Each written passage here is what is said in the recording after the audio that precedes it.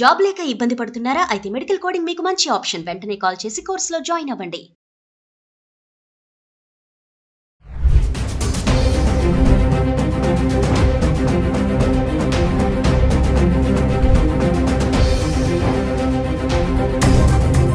Hello viewers, welcome back to our channel. ప్రస్తుతం మనతో పాటు ఉన్నారు ఎంఎన్సీ ఎగ్జిక్యూటివ్ 25 ఇయర్స్ నుంచి అమెరికాలో ఉంటున్నటువంటి వీరభద్ర సార్ గారు. సార్తో మాట్లాడదాం ప్రెసెంట్ అమెరికాలో సిచ్యువేషన్ ఎలా ఉంది అనేది.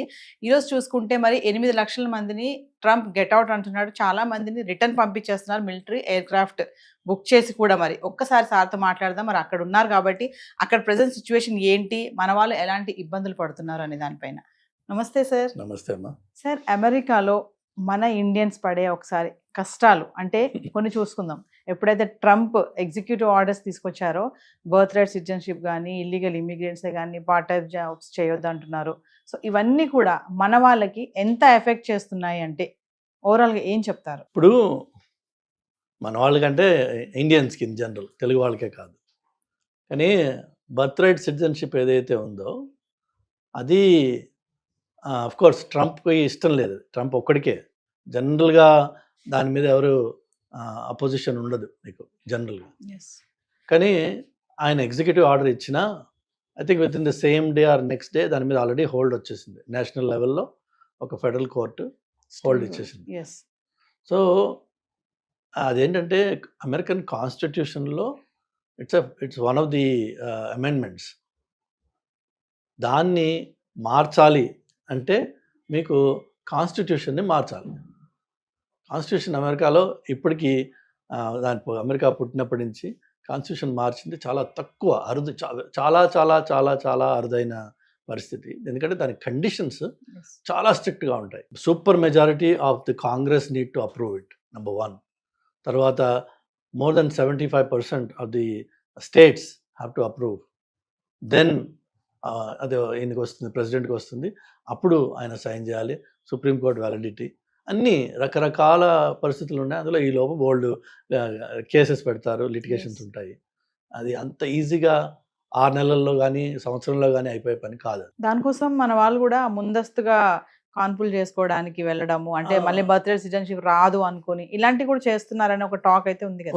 ఉంది విన్నా నేను కూడా. అలాంటి కొత్త నాయిస్ వచ్చింది. ఎంతవరకు అది ఎవరు చేయగలరు? మనకి ప్రాక్టికల్గా చూస్తే 9th మంత్లో లేకపోతే 8th మంత్ అయిపోయింది, డెలివరీ ఇంకా 10 days ఉంది, 1 month ఉంది, less than a month time ఉన్నది. డాక్టర్ ఒకవేళ అప్రూవ్ చేస్తే ఇట్ ఈస్ నాట్ రిస్కీ అని అంటే probably they may go through that.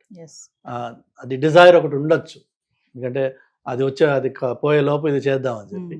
But అది కూడా వేలం వెర్రి. అది అంత క్రేజ్ ఎందుకు సార్ బర్త్ రైట్ సిటిజన్షిప్ అక్కడ రావాలి అని ఇట్లా చేయడం అనేది? కొంతమంది పేరెంట్స్కి కోరిక ఏంటంటే, ఇప్పుడు మనందరం ఏం చేస్తామమ్మా, నేను పడ్డ కష్టాలు నా పిల్లలు పడకూడదు అంటే ఏంటి? ఇప్పుడు ఈ జనరేషన్లో అక్కడ H1 మీదో L1 మీదో F1 మీదో ఉన్నవాళ్ళు, నెక్స్ట్ జనరేషన్ వాళ్ళ పిల్లలు డైరెక్ట్గా అమెరికన్గా పుట్టి వాడు బై బర్త్ అమెరికన్ అయితే వాటికి ఉండే ప్రొటెక్షన్స్ కానీ ఆపర్చునిటీస్ కానీ అన్లిమిటెడ్ ఉంటాయి.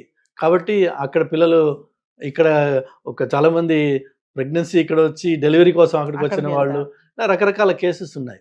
So on that land if you are born, it doesn't matter, or to any American parent, if you are born you become automatically American citizen.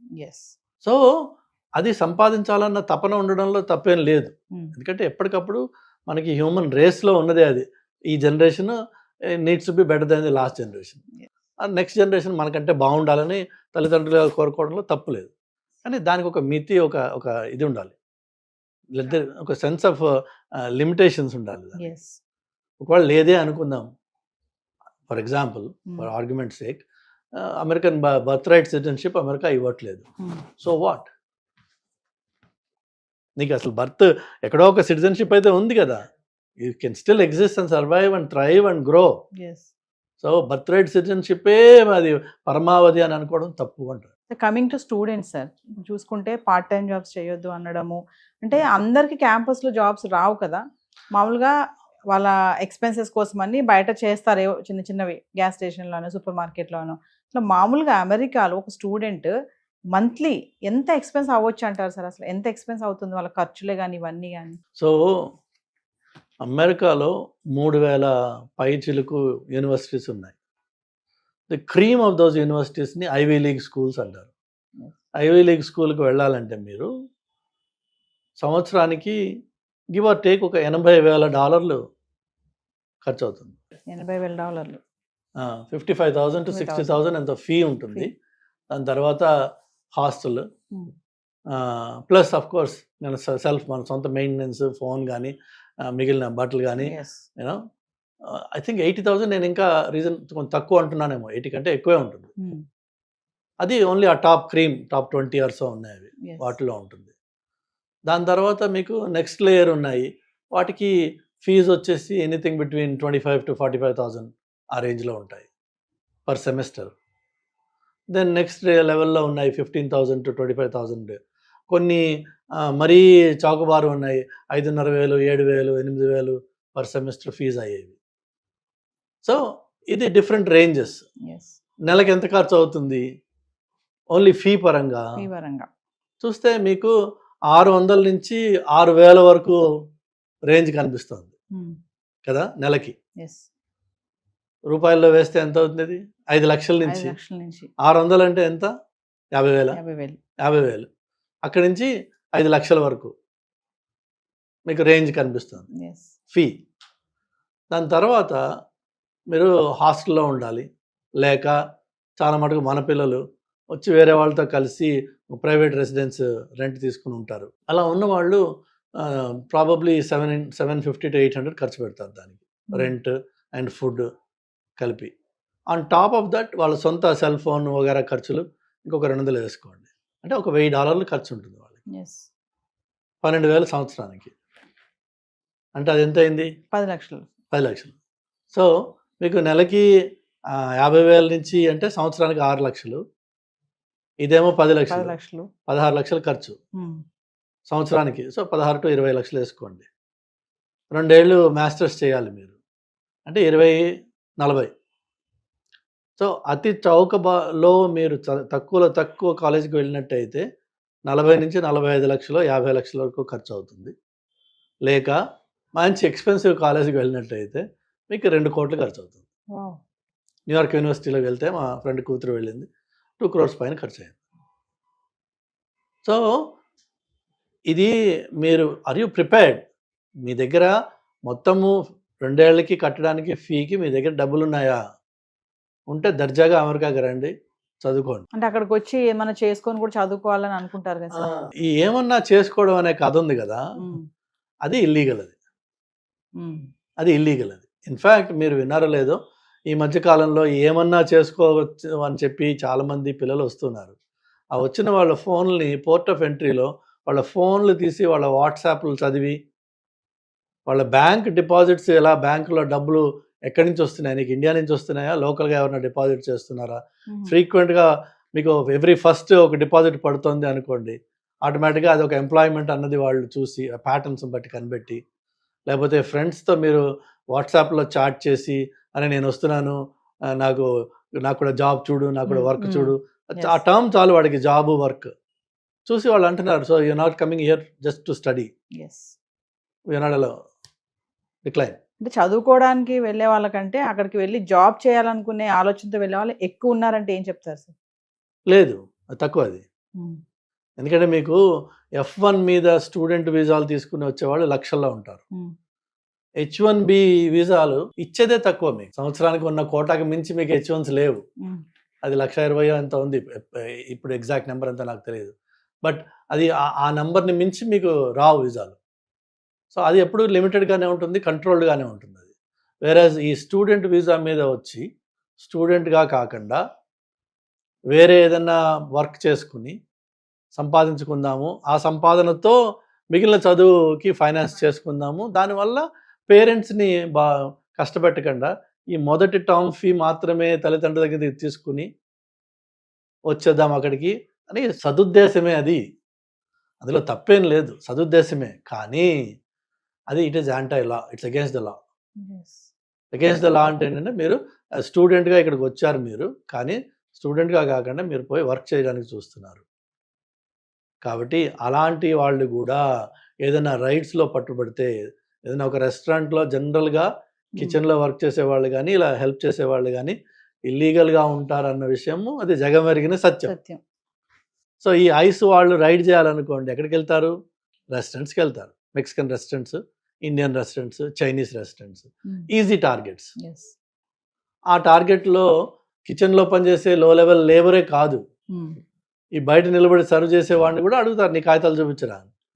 మీరు నేను I'm a student in the sounds of place, it doesn't matter, you are a student but you are working here illegally. So ఆ వలలో మనం కూడా పడిపోతాం. Sir ఫైనల్గా ఒక question చెప్పండి, ట్రంప్ ఎఫెక్ట్ మన వాళ్ళ పైన ఎలా ఉంది అంటే ఏం చెప్తారు? ట్రంప్ ఎఫెక్ట్ మన వాళ్ళ మీద యాక్చువల్గా చూస్తే చాలా అతి తక్కువ in the larger scheme of things, because వాళ్ళకి మెయిన్గా Spanish people is the target. అది మనకి బయట కనిపించే బిగ్ లేబుల్ అనమాట, యాంటై స్పానిష్, యాంటై మెక్సికన్ అని చెప్పి. కానీ మీరు when you dig deeper you'll also see good number of Indians breaking the law. Primary targets వీళ్ళు కాదు, కానీ వల వేసినప్పుడు ఈ చేపలు కూడా పడతాయి. రేస్ లో వీళ్ళు కూడా ఉంటారు, టార్గెట్ వీళ్ళు కాదు, టార్గెట్ వీళ్ళు కాదు. కానీ మరి వల్ల చిక్కున్నావు కదా, చిక్కున్నప్పుడు you have to pay the price. కాబట్టి బెస్ట్ థింగ్ ఏంటంటే ట్రంప్ వచ్చేసి ఆయన ఏమి చేయట్లేదు. అన్ఫార్చునేట్గా ట్రంప్ ఎఫెక్ట్ అని ఈ ఇండియన్ టీవీలో మీడియాలో కొట్టేస్తున్నారు. అది నాకైతే ఇక్కడ I don't think is doing anything blatantly illegal కానీ బ్లేటెంట్లీ యాంటీ డెమోక్రాటిక్ కానీ కాదు. There are things that are objectionable and people will handle that. దానికి లాస్ ఉన్నాయి, దానికి సెనెట్ ఉంది, కాంగ్రెస్ ఉంది, వాళ్ళు చూసుకుంటారు. కానీ మనం as an average common citizen, if you are law abiding, rules పట్టి మీరు ఫాలో అవుతూ మీ జీవితం మీరు గడుపుతున్నట్టయితే, అంటే ఒక స్టూడెంట్గా, ఒక ఎంప్లాయీగా ఎవరు చేయాల్సింది వాళ్ళు చేసుకుంటూ పోతుంటే మిమ్మల్ని ఎవరు ఎక్కడ ఆపరు. అంటే రూల్స్ అయితే ఎప్పటి నుంచి ఉన్న రూల్సే ఉన్నాయి, కాకపోతే కొంచెం మార్పులు చేస్తున్నారు, అందులో కొంచెం స్ట్రిక్ట్ ఎన్ఫోర్స్ చేస్తున్నారు. అలర్ట్. ఇంతకు ముందు వాటిని అంత గట్టిగా ఎన్ఫోర్స్ చేసిన వాళ్ళు లేరు, వీళ్ళు ఎన్ఫోర్స్ చేస్తున్నారు. ఆ ఎన్ఫోర్స్మెంట్లో కూడా మనం ప్రైమరీ టార్గెట్ కాదు, కానీ ఆ వలలో పట్టుబడే అవకాశం ఉంది. వలలో పడకు, నువ్వు సేఫ్గా ఉంటావు. Thank you sir. హాయ్, మొట్టమొదటిసారిగా మన విజయవాడలో క్లాస్ రూమ్ ట్రైనింగ్ అండి, 1 డే క్లాస్ రూమ్ ఎన్విరాన్మెంట్లో ఆఫ్లైన్ వెబినార్ జరగబోతుంది. అంటే ఇంట్రెస్ట్ ఉన్న పార్టిసిపెంట్స్ ఈ కింద స్క్రోల్ అవుతున్న నెంబర్కి రింగ్ చేసుకొని సీట్ బుక్ చేసుకోండి. దీంట్లో ETFs, index funds and mutual funds మీద completely and hand holding experience మీకు ప్రొవైడ్ చేయబడుతుంది. దీని ద్వారా ఏంటంటే మనం ఎసెట్స్ని స్టాక్ మార్కెట్లో ఎలా మేనేజ్ చేసుకోవాలి, ఎలా గ్రో చేసుకోవాలి, ఎలా ప్రొడక్ట్ చేసుకోవాలో అంటే ప్రాక్టికల్గా నేర్చుకుంటారు. అండ్ మీ ఇప్పటి వరకు మనం ఆన్లైన్లోనే మీరు అటెండ్ అవుతున్నారు. ఇక నుంచి మీరు మన విజయవాడ సిటీలోనే అండ్ లైవ్లో క్లాస్ రూమ్ ఎన్విరాన్మెంట్లోనే నేర్చుకునే ఛాన్స్ దొరుకుతుంది. కాబట్టి ఇంట్రెస్ట్ ఉన్న పార్టిసిపెంట్స్ కింద స్క్రోల్ అవుతున్న నెంబర్కి పింగ్ చేసి సీటు రిజర్వ్ చేసుకోండి. Thank you.